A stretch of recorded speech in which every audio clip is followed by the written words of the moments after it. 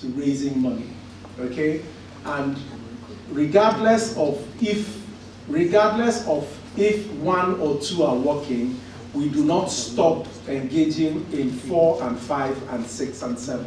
So all 7 of them are going on concurrently and with the highest level of effectiveness.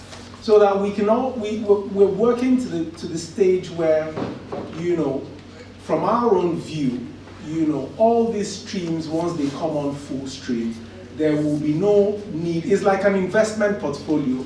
If your investment in land, you know, is going down, the one in stocks is coming up.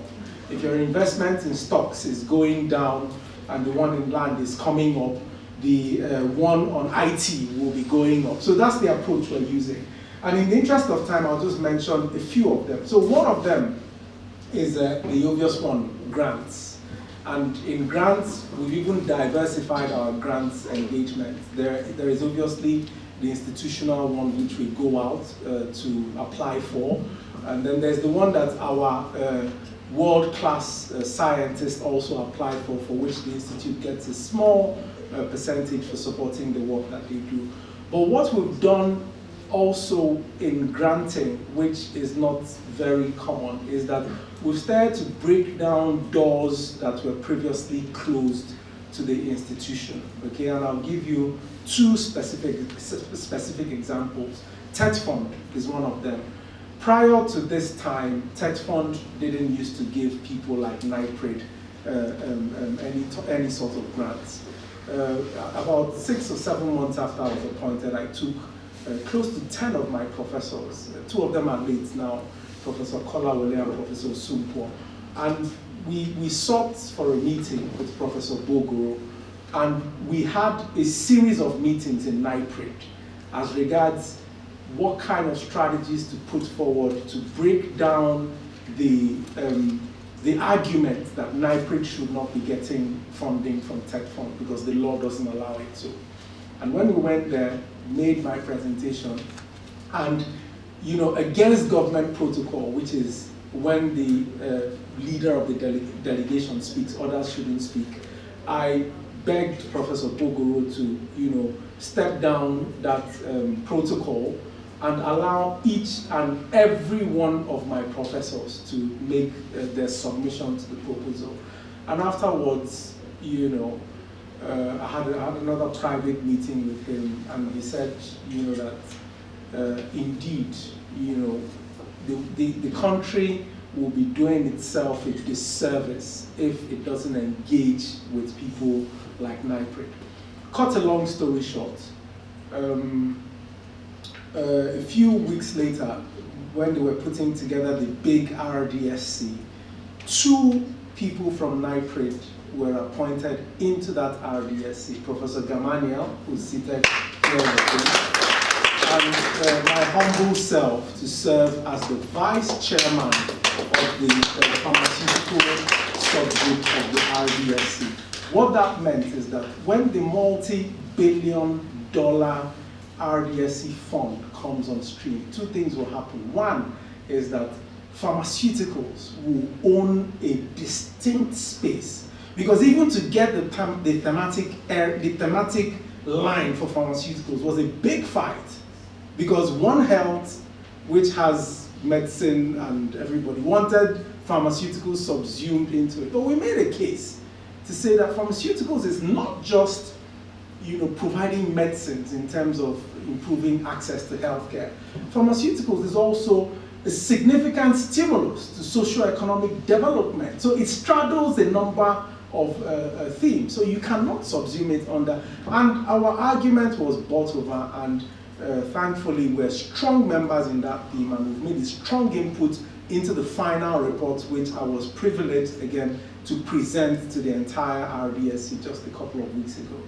And the second thing that has also come out of TET Fund is that contrary to their policies, they went to their board and made a case for people like NIPRD to be getting funding, And I think we're having a meeting with them tomorrow or day after tomorrow, and a big announcement is going to come from TED Fund as regards funding. That's just one example of non-traditional partners in terms of granting. The second one is banks. We identified banks, financial institutions, and other non-traditional grant providers, and we engaged a number of them. I leveraged on some of my personal relationships with people at the African AFDB, African Development Bank, Afrexim Bank, World Bank, and all that. And we made a strong case that you cannot say you're practicing development financing if you're not looking at the pharma sector, which arguably could be the biggest driver in development, because it's looking both at access to healthcare and is looking at socioeconomic indices such as job creation, capacity building, knowledge transfer, and revenue generation. And we've also, at the initial stages, it was very difficult, very, very difficult, but we've also made some good progress on that. And one of those banks has just agreed to give us a good part of the support that we feel.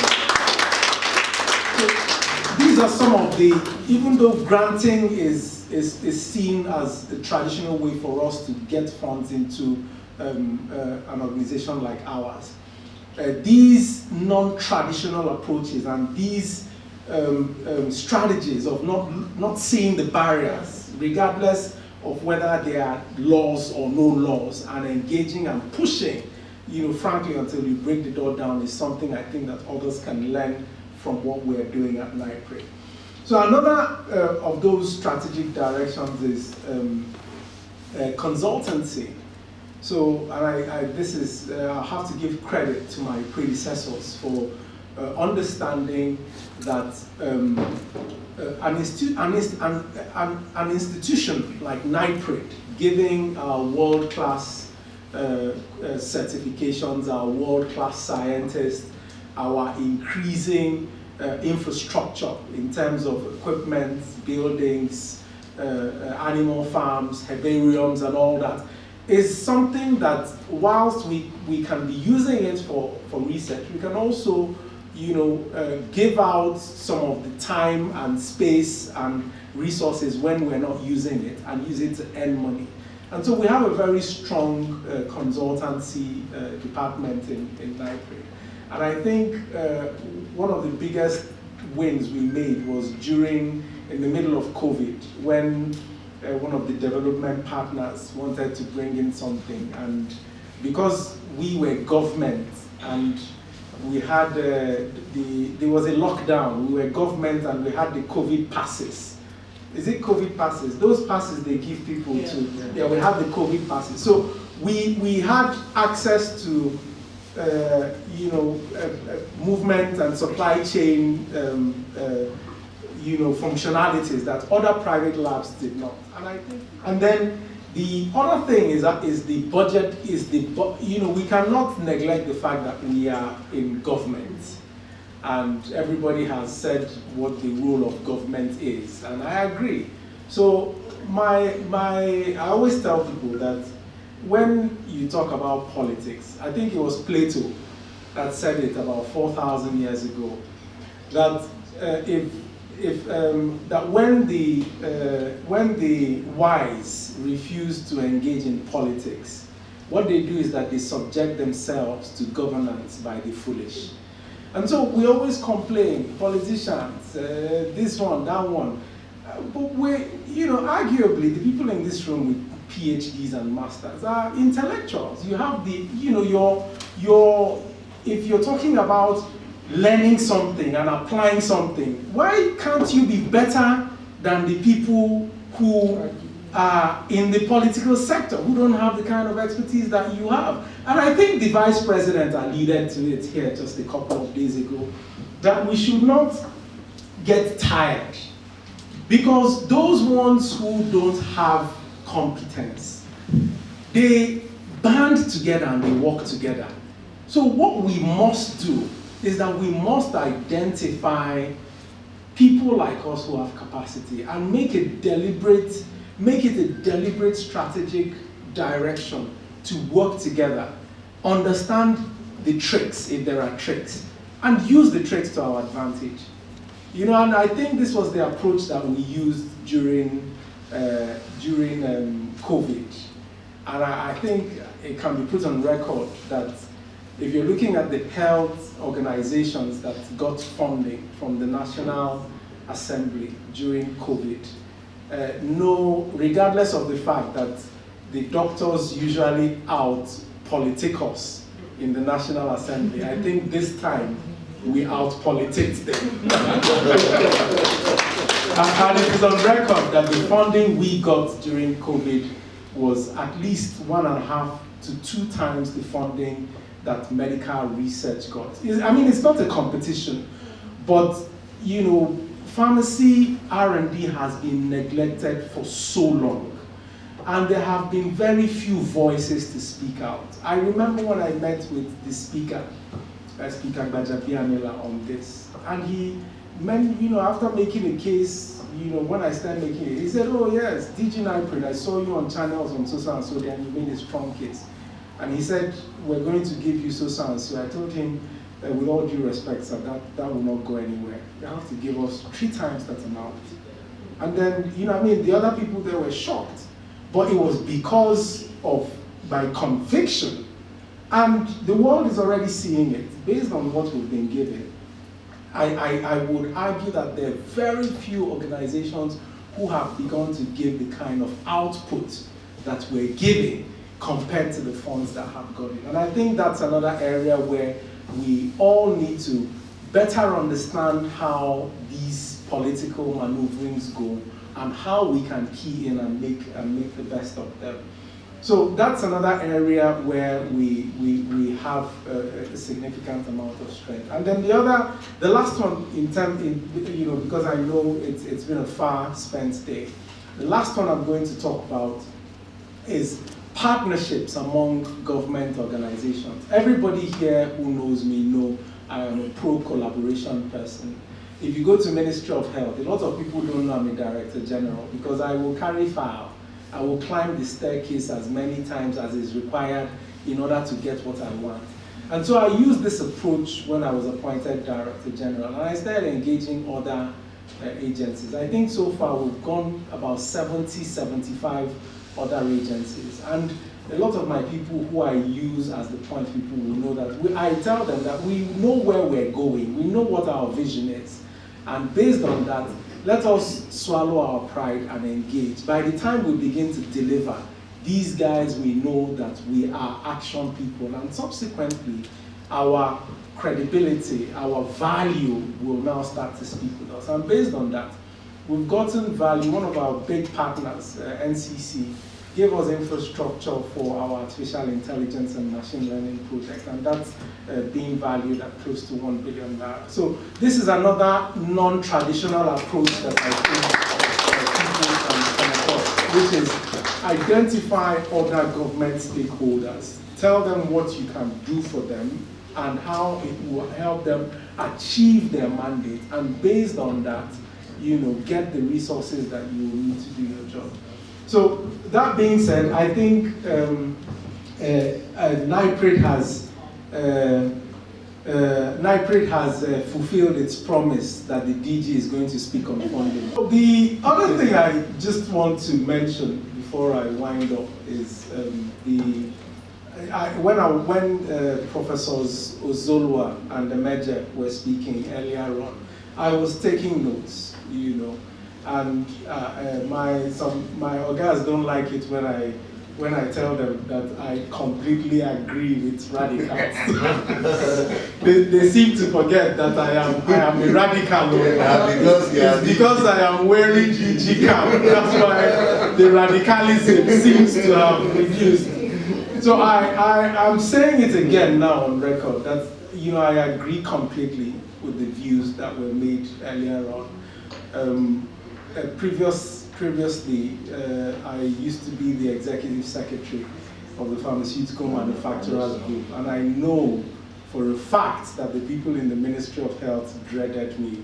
because I had stood up to, ministers and directors, but it was all for national interest. Yes. And in terms of this particular issue about clinical trials, I want to say that whilst I agree completely that we can use proactive regulatory policy making to keep some of these products which, were not, for which the research was not contextual to us, yes, at bay. Yes. We should also, at the same time, begin to profile a solution so that if they say, okay, oh yeah, let us do now, where is your own? Mm-hmm. And I'm glad to inform the House that myself and my team have begun to talk about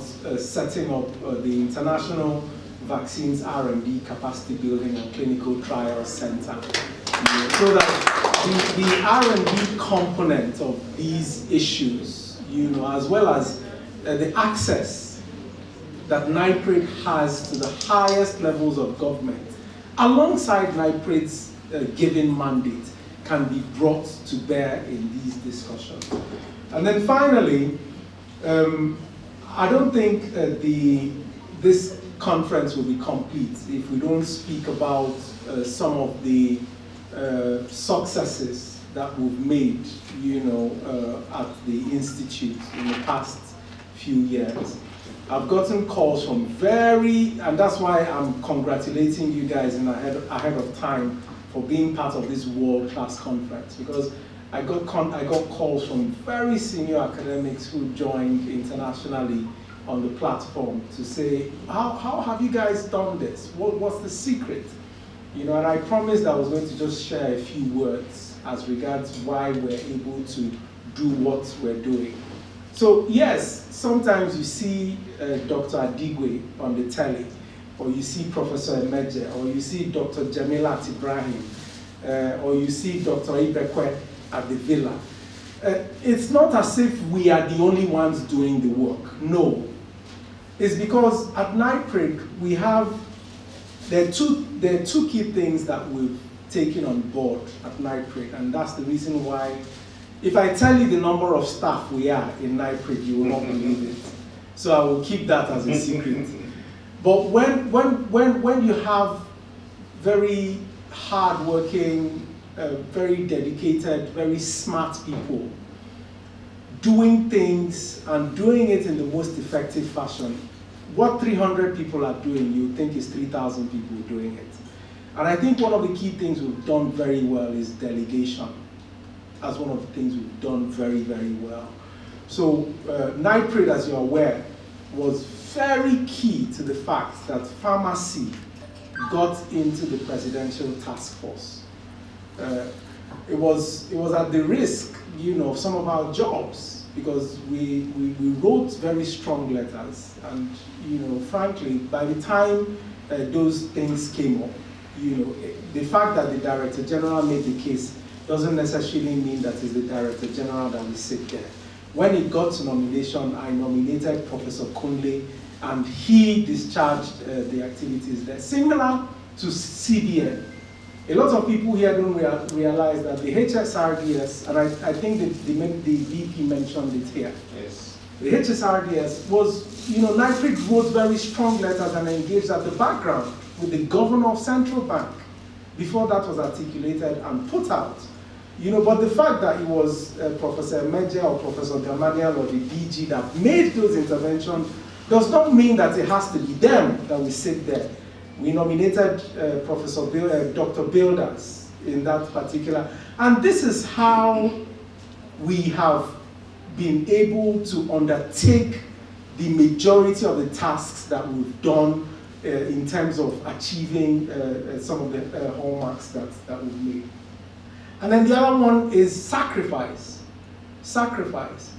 There is no HOD here. I think is Professor Esimi around? Yes. There is no HOD here. This world-class hand sanitizer that I'm using, which you know, I always talk about. I don't come to the podium without talking about my worker. That lady there spent close to 1 million naira from her pocket. And at that time, I mean, we're still poor. We're no longer as poor as we used to be. But at that time, that was a time in NIPRD when you will spend money and you may not know whether you will get that money in the next 1 year, 2 years, 3 years. That's if it will get back. And that's if you will get it back. And she called, you know, we discussed it. She called, and I called her and I said, I've just spoken to the Honorable Minister and he wants me to present it in the next 48 hours. Right? And I have already given some other people my own money to do this. So my own pocket, my own salary is finished. And she said, no, don't worry, I'll sort it out. And that is indicative of how each and anybody you see here from NIPRD, particularly my TMC member. Can my TMC members stand up? Can my TMC members stand up? Sacrifice makers. So these people, there is no month that these people do not continue. You can sit down now. Thank you very much. There is no month that they do not continue to dip their hands in their pockets and their salaries to spend on behalf of NIPRD. And you know, a lot of times sacrifice is common with scientists. Yes. It is. But sacrifice is not common with public servants. So when you have scientists, except the public servants in TCAP department. So when you see scientists who are working in a public institute, who are delivering their, I mean, they call me and I say, go, look, I don't care how you're doing it, just get it done. And they know that's my language, you know, and I try as much as possible to make sure they get reimbursed. But, you know, it is noteworthy. It is noteworthy because we're in a generation now that people want instant gratification. And, you know, frankly, it cannot work. You will either end up in prison or you will not reach the level that your capacity should get you to. So sacrifice. There is no, as I'm speaking with you, the official vehicle that I'm using is the same one that was used by my predecessor, Professor Gamania. There is no meeting that I go to.